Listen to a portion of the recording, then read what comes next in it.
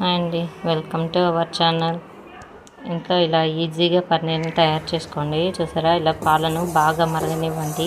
First medium ఫ్లేమ్లో పెట్టుకొని పాలను బాగా మరగనివ్వండి. తర్వాత హై ఫ్లేమ్లో పెట్టి 2-3 సార్లు బాగా పొంగొచ్చేంత వరకు బాగా మరగనిచ్చి మళ్ళీ మీడియం ఫ్లేమ్లోకి వచ్చిన తర్వాత ఒక 2-3 మినిట్స్ తర్వాత వీటిని స్టవ్ ఆపేయండి. స్టవ్ ఆపేసిన తర్వాత వెనిగర్ని వేసేయండి. దీంట్లో ఇలా పొంగనిచ్చిన తర్వాత బాగా మరగనిచ్చి చూసారా, ఇలా ఉడకాలన్నమాట పాలు. అప్పుడు స్టవ్ ఆపేసి వెనిగర్ని వేసుకోండి. వెనిగర్ లేకపోతే మీ దగ్గర ఒక నిమ్మకాయను పిండుకోండి. అప్పుడు పాలు ఇరిగిపోతాయి అన్నమాట.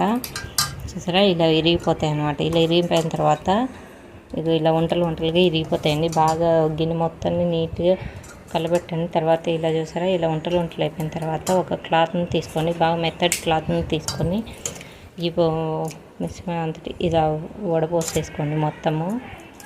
ఇలా మొత్తాన్ని ఇలా వడపోసేసుకున్న తర్వాత అది ఉంటుంది కదా, ఇలా వచ్చేస్తుంది మొత్తము.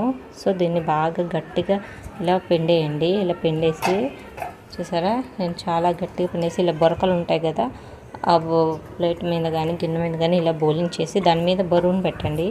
నా దగ్గర ఇలా చిన్న రోల్ ఉంటే దీన్ని పెట్టేసుకున్నాను. మీరు ఏదైనా వాటర్తో నింపిన ఒక బౌల్ను కానీ ఏదైనా ఇలా బరువును పెట్టేసి 1 అవర్ వదిలేయండి. అలా వదిలేసిన తర్వాత చూసారా, ఇలా అయిపోతుంది అనమాట. పన్నీర్ అనేది ఇలా రెడీ అయిపోతుంది. ఇప్పుడు దీన్ని తీసి మనం చిన్న స్లైసెస్గా కట్ చేసుకోండి. చూసారా, ఇలా అయిపోయిందనమాట. ఇలా తీసేసి చిన్న ఇలా చాక్ తీసుకొని చిన్న స్లైసెస్గా ఇలా కట్ చేసుకోండి. చూసారా, కొన్ని అట్లాగే ఉంది, కానీ ఈజీగా ఇంట్లోనే ఇలా సింపుల్గా ప్రిపేర్ చేసుకోండి.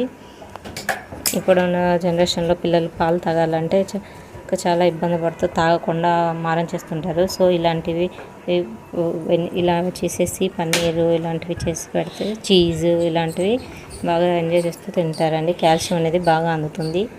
సో మీరు కూడా ఇలా ట్రై చేసి మీకు ఎలా వచ్చిందో నాకు కామెంట్ చేయండి. మరిన్ని ఇలాంటి వీడియోస్ కోసం మన ఛానల్ని సబ్స్క్రైబ్ చేసుకోండి. థ్యాంక్